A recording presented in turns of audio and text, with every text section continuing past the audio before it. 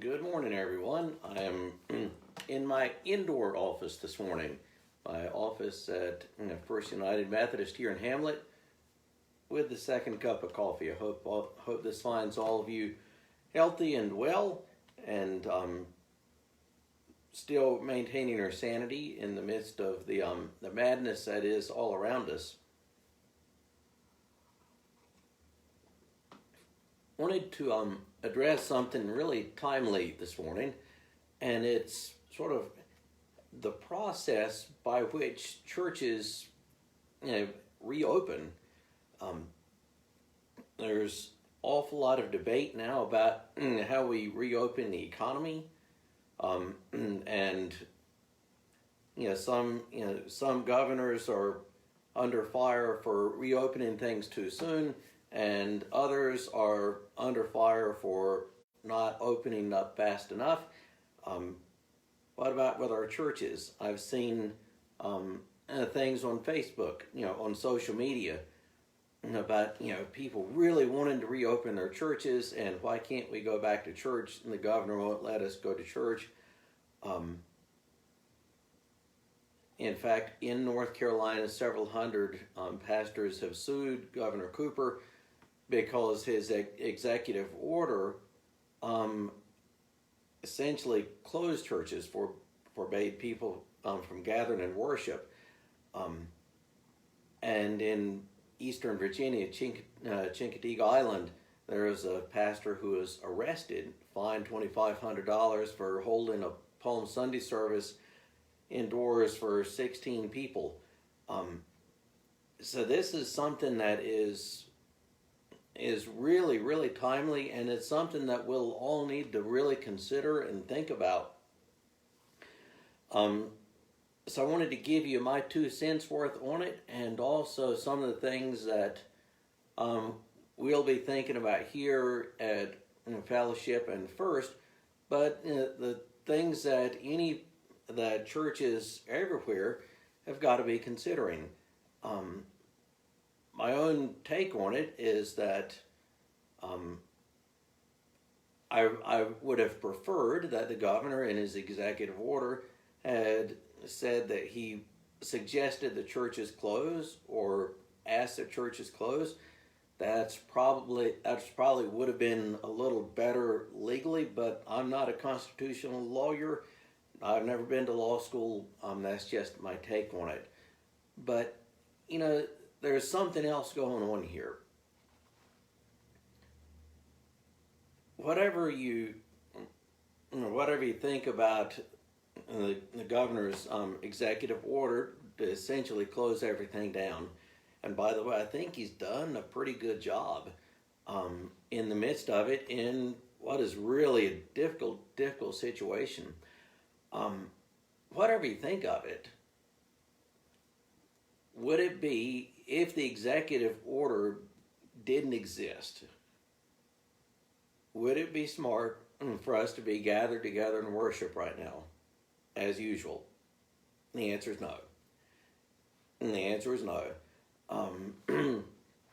So there are a couple of different passages that sort of can float around that we would do well to remember this morning as we're thinking about these things, and the relationship between the churches and civil authority and the governor, and also the relationship or the difference between what is permissible and what's wise.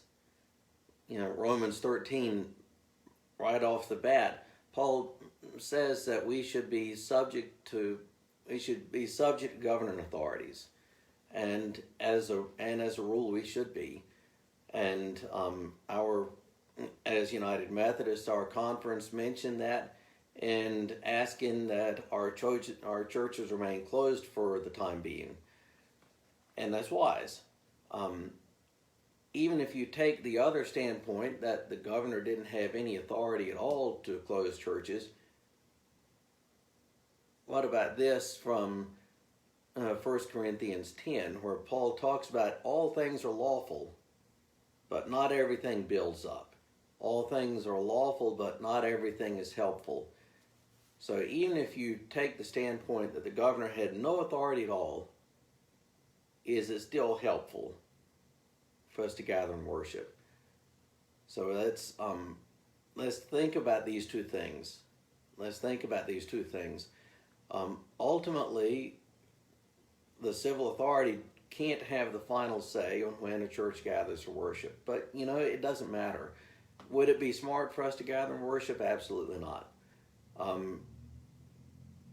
Our conference, the United Methodist Church in North Carolina, the North Carolina Conference of the Church, has said that we should be closed, and so we're going to do that. And here's why. At least in our little corner of the kingdom here in Richmond County, the number of positive cases of this coronavirus has increased by 50% in the last week. Last Wednesday, we had 62 positive cases.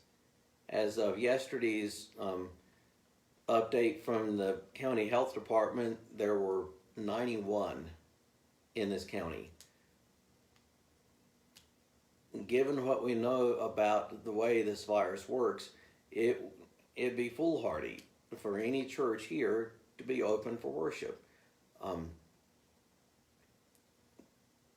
Again, there's a difference in what is lawful and what's helpful. When we go to church, how many of the people in our churches, whether it's in First United Methodist and Fellowship here in Hamlet, where I am, or in most any church you go to, how many people in your churches are over 65? How many people in your churches have diabetes, high blood pressure, heart condition? How many people fit into that broad category? And if you think about it, that's an awful lot of people. And what people are most susceptible to getting seriously ill and possibly dying from COVID-19? It's them. If I caught the COVID-19, I'm not as young as I used to be, but I'm in good health, and I really don't think that I would get deathly ill from it. But that doesn't matter. It's not what it would do to me. But we've got to think about what is it going to do for if you're my age, for our parents' generation, or if you're a little younger, for your grandparents. What's it going to do for them? And so as churches, and we think about that, and wherever you are, whatever denomination you are, I'm certain that your denominational leaders, that your local church pastors are thinking the same thing. How do we balance this need to reopen with the reality that we've got a virus which is very difficult to track, that is so harmful for our older folks, and the people who have underlying health problems. I've seen that something like 80% of the deaths from this are people over 65. Overwhelming majority of the deaths are people over 65.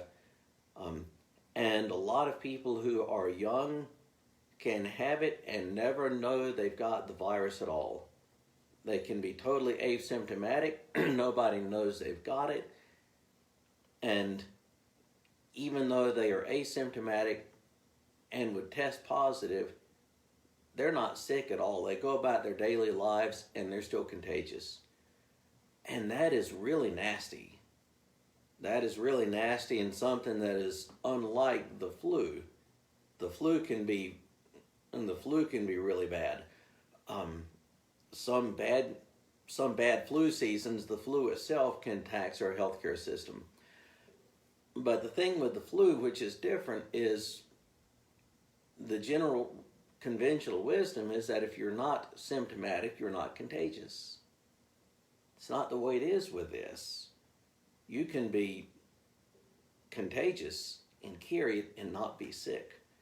And so, as denomination leaders wrestle with this, as we here locally think about it, as your pastors, wherever you might be watching or thinking about it, this is what's going on.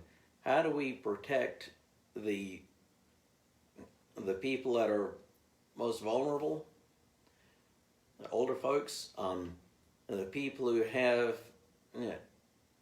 poor health for whatever reason? How do we protect them from something that you can't even see? So for right now, the number of cases in Richmond County has gone from 62 last Wednesday to 91 as of yesterday. And even if the governor said today, you can go to worship, would it be smart for us to do so? Absolutely not. So here's what we're looking at. And here's what we're looking at. I'm certain that, and if you're watching from somewhere else, that your pastors or denominational leaders are doing the same sort of thing, and how we can gradually work towards everybody being in church one day. That's the ultimate goal, isn't it? We all want to be in our worship services singing Victory in Jesus and Over 1,000 Tongues to Sing and Amazing Grace and all the rest. We want to shake each other's hand and hug each other's necks and do all of that stuff that we do in worship. How do we get from here, where we are scared to get within 6 feet of each other, to there? And the answer is it's not going to come very fast, and it's going to have to be gradual. And it's not going to come fast, and it's going to have to be gradual. There are a number of different things that we're thinking about doing here and like I said, in our little corner of the kingdom.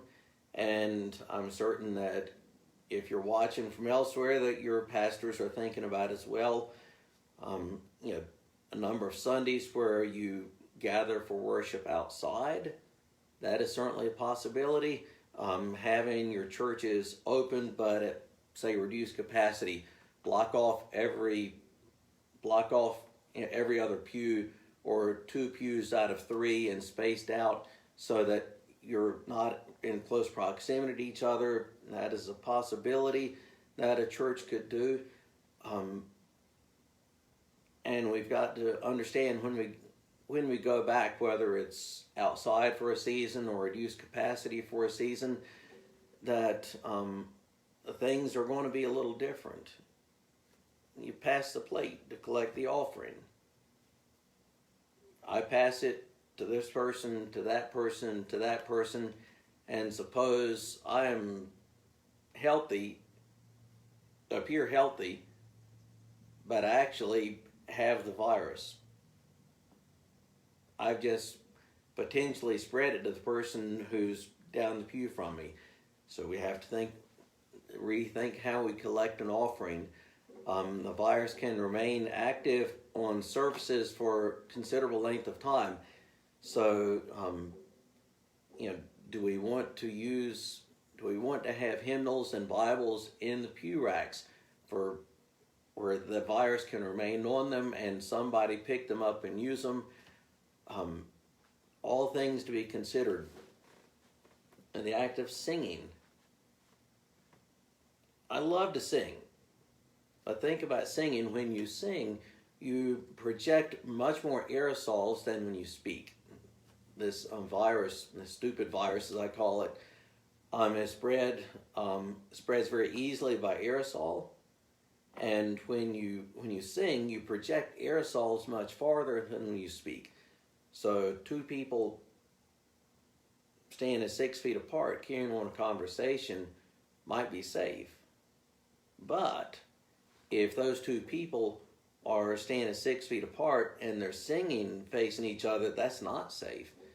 So when we come back, we might be for a season, as they say, without singing.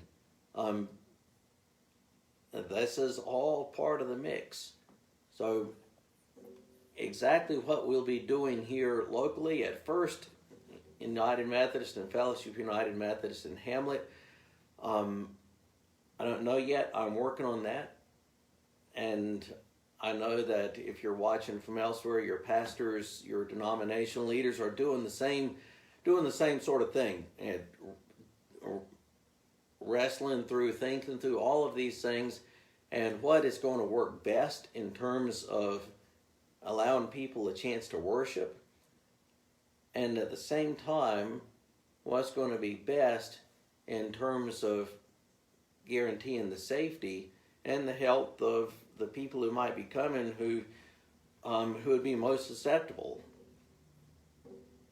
So all of these things are being thought about. All of them are being discussed, and in the meantime, I hope that within the next several days or a week, that here locally we'll have something of a plan for how we get from point A, which is worship on Facebook Live, to point B, which is all of us gathered in worship together.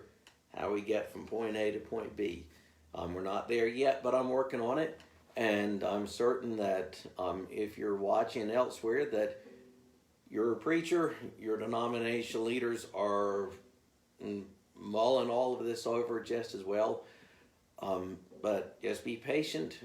Be patient. Nobody wants to be in church singing as much as I do. Though your ears might not like it when I sing, nobody wants to be in church celebrating Holy Communion as much as I do. Preaching to people is a whole lot more fun than preaching to an empty room like I've been doing. But it's what we've got to deal with. It's simply what we've got to deal with for now.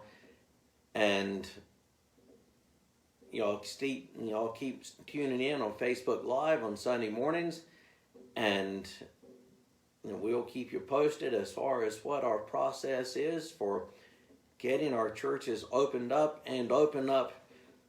gradually and safely for all of us concerned. And I hope you all have a great day, and see you next Wednesday at 9:30.